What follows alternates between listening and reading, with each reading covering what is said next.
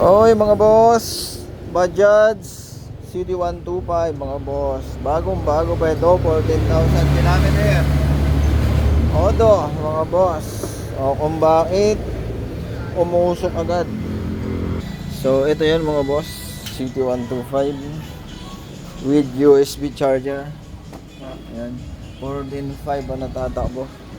14.5 Odo. So bakit nangyayari ito agad? Umuusok, babawas na langis. Unang-una mga boss, ito yung kanyang langis. So kung maganda ang langis nito, hindi ito magkukulay ganito. Yan yung palatandaan. So ingat-ingat sa mga peking langis ngayon. Ayun, talop agad yung muli ko. Yung coating niya mga boss, talop agad, ibig sabihin matalas. Tsurahin. Napakaitim.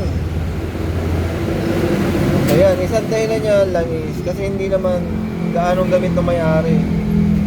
Kaya ingat-ingat sa langis na nabibili, imbis na mapaganda, lalong mapapasama yan mga boss. Ayan, papalitan dito piston ring valve seal. Palit na rin ang clutch lining niya mga boss kasi napakaputik na. Ayun, yun yung pinapalitan dyan mga boss. Ito na linis na to. So nahasayan yung barbula. Ayan, nahasa na yung barbula mga boss.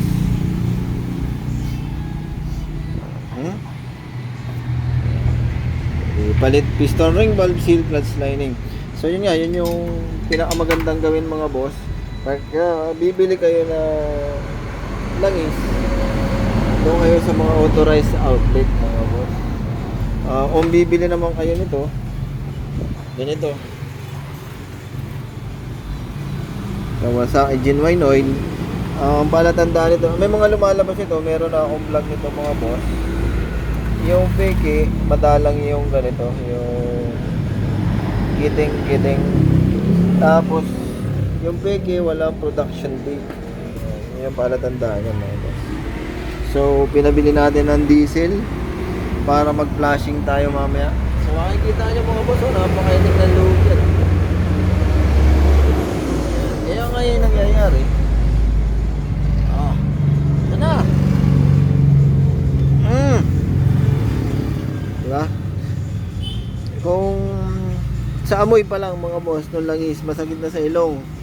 Tapos yan palain mong magkukulay pusit sa napakabatang odometer nya. Yeah. So isa lang yung dahilan nito, yung langis. Langis lang ito mga boss. So yan naman malilinis pa yan, kaya lang hindi singlinis nung dati talaga kasi nakakapit na yan dyan nakakapit na yung mga residue langis. Kaya naman papalitan natin yan ng clutch lining. So ano na yan, masisira na rin, sayang lang.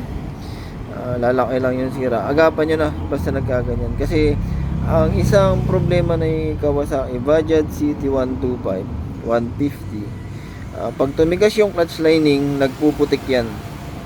So kapag ka nagputik, nasisira yung clutch hub, clutch wheel, hanggang sa umikot na sa buong makina yung kulay pusit or yung aluminum na gagasgas.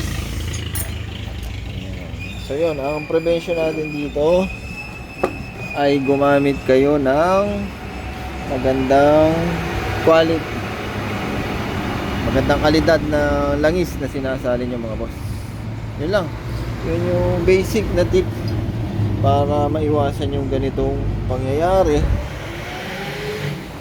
sa motor ninyo.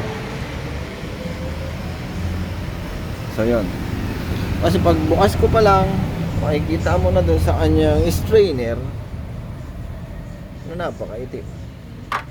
Yun yung palatanda. Kaya sabi ko dun sa may-ari, baklasin na natin, linisin na. And yun mga boss,